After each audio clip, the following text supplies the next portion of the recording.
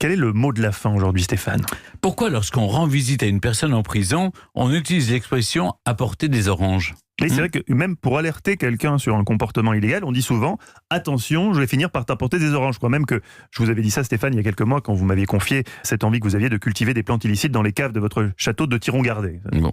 Vous savez quoi, Mathieu, je vais arrêter de relever.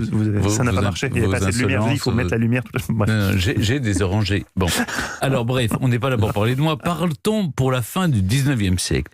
René Béranger, avocat général à Lyon, député de la Drôme, puis sénateur à vie, était un homme obsédé par la bonne moralité. Un farouche opposant, il faut bien le dire, à l'émancipation des femmes. Surnommé le père la pudeur, il a même été la risée d'un groupe musical appelé les Quatre Barbus. Le refrain disait, pardon pour les oreilles chastes, « Monsieur Béranger, tu nous emmerdes, Monsieur Béranger, tu nous fais chier ». Enfin, pardon Stéphane, mais et les oranges dans tout ça? Ah oui, c'est ça, vous avez raison, je m'égare. En 1892 a eu lieu le bal des Quatre Arts, des élèves des Beaux-Arts à Paris, dans laquelle Sarah Brown s'était montrée seins nus, déguisée en Cléopâtre.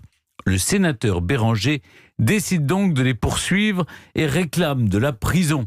Un poète du nom de Raoul Ponchon écrit ces vers « Oh Sarah Brown, si on t'emprisonne, pauvre ange, le dimanche j'irai t'apporter des oranges ». Du poème va naître l'expression et le juge décida finalement de délivrer une simple amende symbolique. La bigoterie a perdu une bataille, mais elle décida à maintes reprises par la suite de poursuivre la guerre.